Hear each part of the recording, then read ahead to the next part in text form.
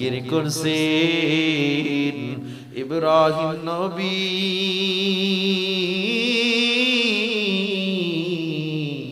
নমরুদের আগুনে পড়ে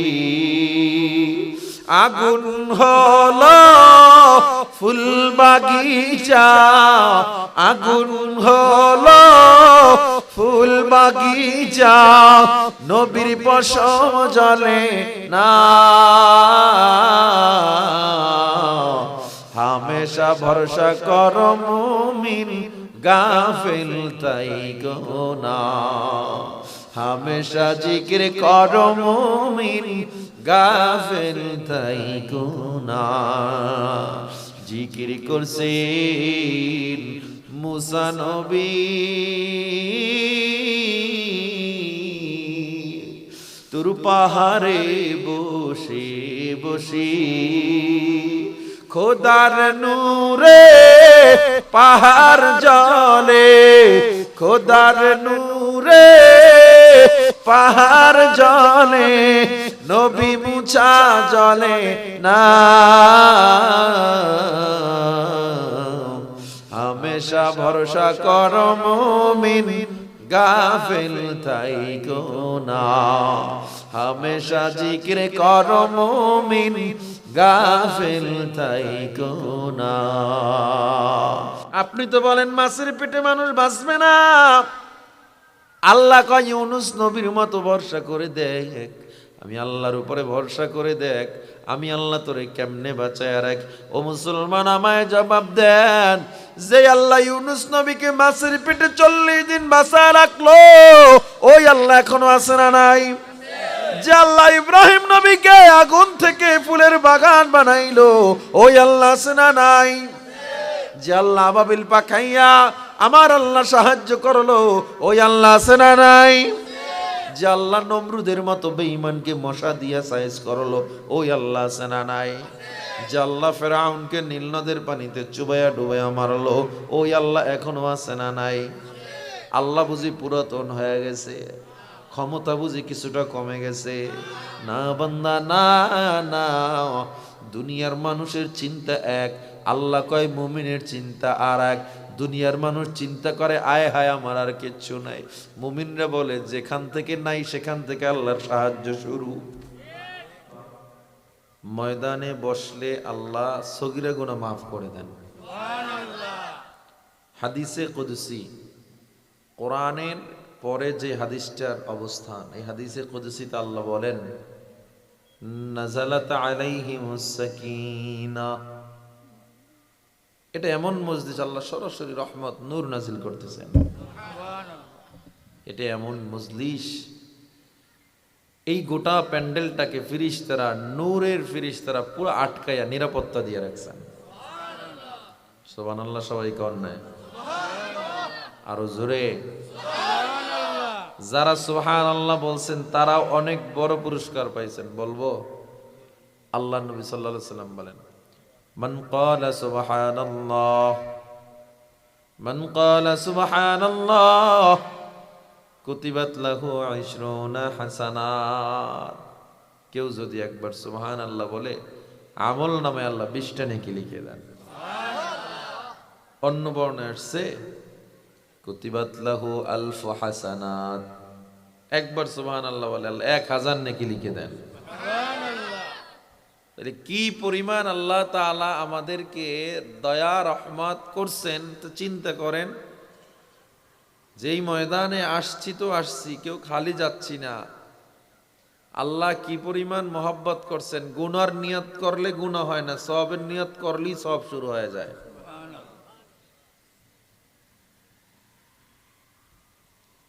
এমন এক মজলিসে আসছি আল্লাহ এই যে সুবহানাল্লাহ বলছেন এতে সওয়াবের পরিমাণটা কেমন দিয়েছে বলে তামলাউ মা বাইনাস সামাওয়াতি ওয়াল আরদ আসমান জমিনের মধ্যখানের ফাঁকা জায়গা সওয়াবে পরিপূর্ণ হয়ে যায় কেউ যদি একবার শুধু বলে আল্লাহ কি আল্লাহ আল্লাহর সাথে সাথে 70 থেকে 99 বার জবাব দিয়ে দেন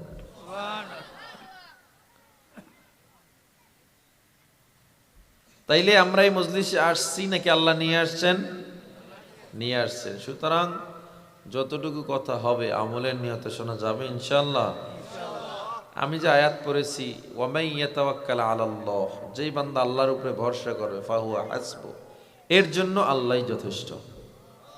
তাহলে আজকে তাওয়াক্কুল নিয়ে বয়ান হবে, আল্লাহর উপরে ভরসা নিয়ে আমি আলোচনা করব। আমরা মানুষ আল্লাহর উপরে ভরসা করতে পারি না, কারণ বিপদ আসলেই আমরা দৌড়াইয়া গ্রামীণ ব্যাংকে যাই, কিস্তিতে টাকা নামাই অভাব পূরণ করি, সুদে টাকা নামাই ব্রাক ব্যাংকে যাইয়া অভাব পূরণ করি। অথচ একজন তো তিনি আছেন যার কাছে চাওয়া যায়, যায় কি যায় না? अल्लाह अल्लाह क्या मुबारक नाम है, अल्लाह अल्लाह आशिकों का काम है, अल्लाह अल्लाह तू मेरा माबूद है, अल्लाह अल्लाह तू मेरा मकसूद है, या इलाही मुझसे मुझको दूर कर, ताके देखो मुझ में तुझको एक नजर। দুনিয়ার মানুষ বিপদে পড়লে আল্লাহকে ভুলে যায়। এই সমাজে এমন মানুষ আছে না নাই যে ধরেন ধান ভালো হয় নাই, খেতে ধান ভালো হয় নাই, এখন হাটে আর আল্লাহ কি আর কারো ধান খেত দেখলো না, আমারটারই দেখছে, আছে না নাই? দোকানে আগুন লাগছে, আল্লাহ কি আর কারো দোকান দেখে নাই, আমারটারই আল্লাহ দেখছে। সন্তান পানিতে পইরা মারা গেছে, আল্লাহকে আর কারো সন্তান দেখে নাই, আমারটারই আল্লাহর দেখা লাগে, বলে না নাই? এরকম আছে না নাই? অথচ আল্লাহ তাআলা বলেন কি, ওয়ালানাবলুওয়ান্নাকুম বিশাইইম মিনাল খাউফি ওয়াল জু'i ওয়া নাকসিম মিনাল আমওয়াল ওয়াল আনফুসি ওয়াত থামারাত ওয়া বাশশিরিস সাবিরিন। আল্লাহ তাআলা বান্দাকে পরীক্ষা করেন, ক্ষুধার মধ্যে ফালায়া, অভাব দিয়া, ভয়ের মধ্যে ফালায়া, সম্পদ কমায়া, সন্তান সন্ততির জান নিয়া, মা বাবা চলে যাবে, এগুলো আল্লাহর পরীক্ষা। যারা ধৈর্য ধরবে অবশ্যই ও নবী আপনি তাদেরকে সুসংবাদ জানায় দেন। আর আমরা কি করি?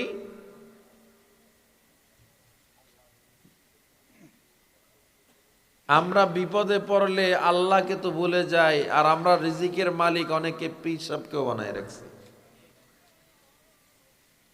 নাই? কি কি মানুষের বিবেক জ্ঞান, যাইয়া কবরে পূজা করতেছে, সিজদা দিতেছে, সিজদা দিয়ে আল্লাহর কাছে চাইতেছে। এতে কি মানে আল্লাহরে সিজদা দেওয়া হলো নাকি পীর সাহেবের সিজদা দেওয়া হলো? এই কপাল কে দিয়েছেন? সিজদা দিবে কাকে? অথচ মানুষ ইন্নাল ইনসানে রব্বিহি লাকানুদ, মানুষ এত নেমো খারাম, দিল আল্লাহ, সবকিছু করলো আল্লাহ, সিজদাটা দিয়ে গেল পীরের পায়ে, সিজদা দিয়ে গেল পীরের পা। এর চেয়ে নেমো খারাম মানুষ হতে পারে না। আল্লাহ আমাদের সহি বুঝ দান করেন। তো যে ব্যক্তি আল্লাহর উপরে ভরসা করবে, আল্লাহ তার গোটা দুনিয়া তার গোলাম বানায় দিবেন। দেখেন দুনিয়ার মানুষ জানে আগুনে পড়লে মানুষ মারা যায়, ঠিক না? আগুনে পড়লে মানুষ পুড়ে যায়, কিন্তু আল্লাহ বলেন ইব্রাহিম নবীর মতো ভরসা করো আমার উপরে। ইব্রাহিম নবীর জন্য আমি আল্লাহ এমন মালিক হয়ে গেলাম, তুমি জানো আগুন পোড়ায় দেয়, কিন্তু ইব্রাহিমের আগুন তাকে পোড়ায় নাই, কারণ ইব্রাহিম আমার উপরে ভরসা করছে। তুমি যদি ইব্রাহিমের মতো আমার উপরে ভরসা তাওয়াক্কুল করতে পারো, আমি আল্লাহ তোমার আগুনকেও ফুলের বাগান বানায় দিব। ইব্রাহিম আলাইহিস সালাম যখন দ্বীনের দাওয়াত দেওয়া শুরু করলেন, ওই গোটা এলাকার মানুষ তার বিরোধী হয়ে গেল। আপন বাবা আজর পর্যন্ত বিরোধী হয়ে গেল। নমরুদ সবাই মেলায় গেছে, ইব্রাহিম যায় নাই। কুড়াল নিয়া নমরুদের ইবাদত খানায় যাই একটা একটা একটা একটা করে সব মূর্তিগুলো ভাঙলো। বড় মূর্তির কাঁধে কুড়ালটা ঝুলাইয়া রাখলো। মেলা থেকে নমরুদ এসে দেখে তার খোদা গুলোরে ভেঙে ফেলছে। নমরুদ এবার ডাক দিয়া কয়, কার এত বড় সাহস আমার ইবাদত খানায় ঢোকার মতো, কার এত বড় সাহস? খবর না, উপর যারা খবর নিয়ে দেখলো একমাত্র ইব্রাহিম এই এলাকায়, যিনি আজকে মেলায় যায় নাই। ইব্রাহিমকে ধরে নিয়ে এসো। ও ইব্রাহিম, আমার খোদাগুলোরে কে ভাঙছে? ইব্রাহিম আলাইহিস সালাম বলে, আমারও তো একই প্রশ্ন, এত বড় খোদা থাকতে বাচ্চাগুলোরে কে ভাঙলো? সুবহানাল্লাহ। ফাইলুল হাকিম লা ইয়াখলু আনিল হিকমাহ।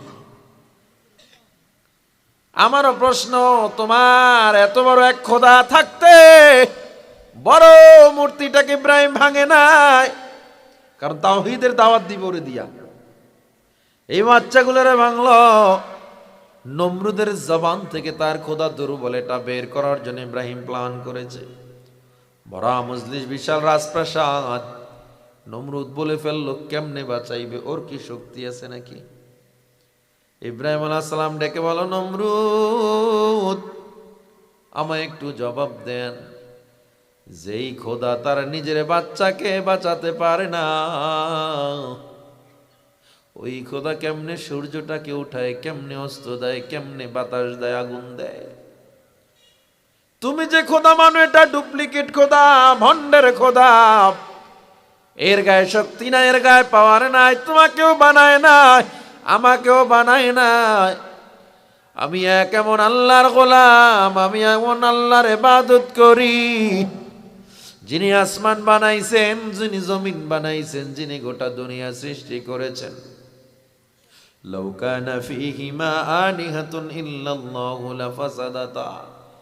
আমার আল্লাহ একজন আল্লাহ, ওনার সাথে যদি আর কোনো শরীক থাকতো, ইলাহ থাকতো, গোটা দুনিয়া ধ্বংস হয়ে যাইত। আমি এমন এক আল্লাহর গোলাম, লা তাখুযুহু সিনাতুন ওয়ালা নাওম।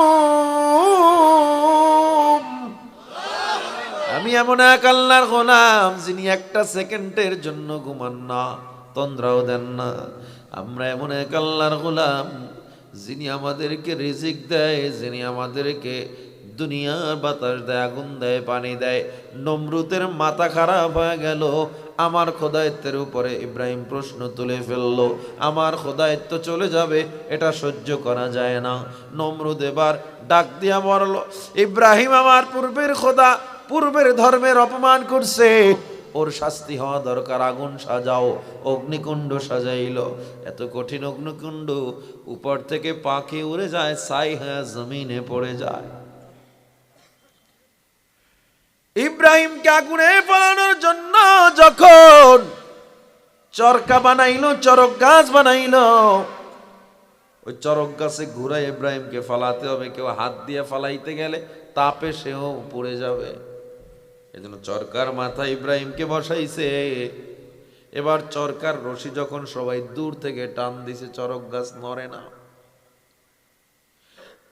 এত স্মুথ চরক গাছ নড়ে না, সবার মাথা উড়ে গেছে।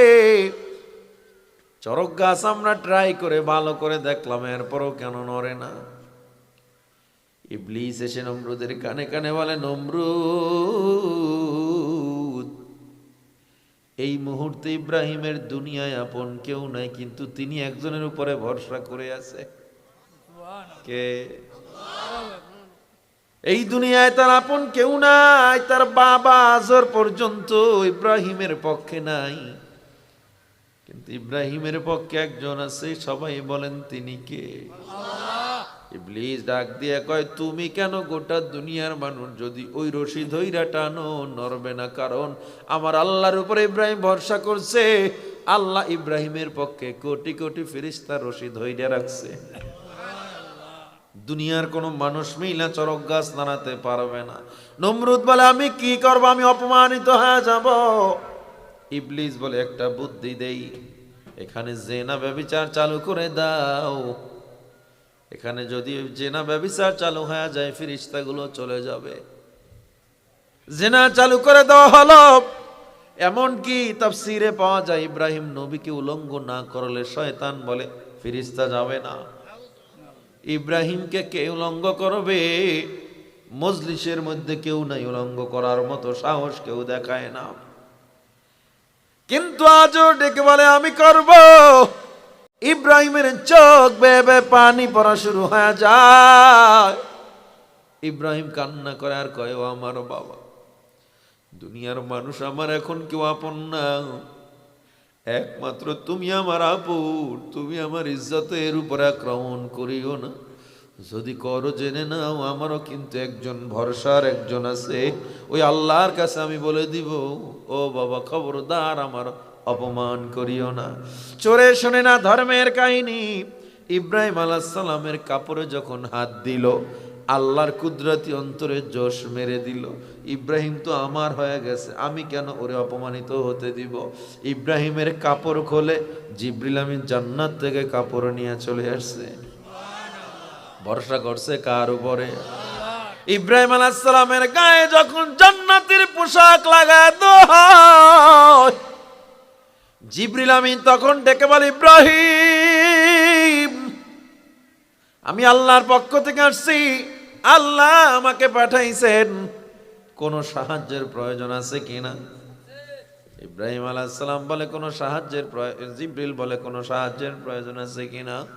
ইব্রাহিম আলাইহিস সালাম তখন জবাব দেয়, তোমাকে যে আল্লাহ পাঠাইছে ওই আল্লাহকে আমারে দেখে না, তোমার সাহায্য আমি কেন চাইব? আপনি আমি কোন কোন জায়গায় ভুল করি আর তারা কোন কোন জায়গায় সফল, এটা দেখেন। ওই আল্লাহকে আমারে দেখেন, আমি তোমার কাছে সাহায্য কেন চাইব? কথাটা আল্লাহর এত পছন্দ হয়ে গেল। আল্লাহ বলেন, কুলনা ইয়া নারু কুনি বারদাও ওয়া সালামান আলা ইব্রাহিম। আল্লাহ কয়, খবরদার, ইব্রাহিম আমার উপরে ভরসা করছে, আগুন ওরে পোড়াবি না। আল্লাহর হুকুমে ইব্রাহিম আগুনে যখন নমরুদ ফলাইলো, আল্লাহর হুকুমে আগুন ফুলের বাগান হয়ে গেল। ভরসা করছে কার উপরে? জিকির করছেন ইব্রাহিম নবী,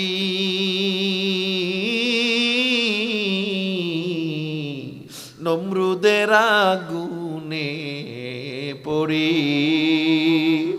আগুন হলো ফুল বাগিচা, আগুন হলো ফুল বাগিচা, নবীর পশম জ্বলে না। হামেশা ভরসা কর মুমিন, গাফেল তাই গো না।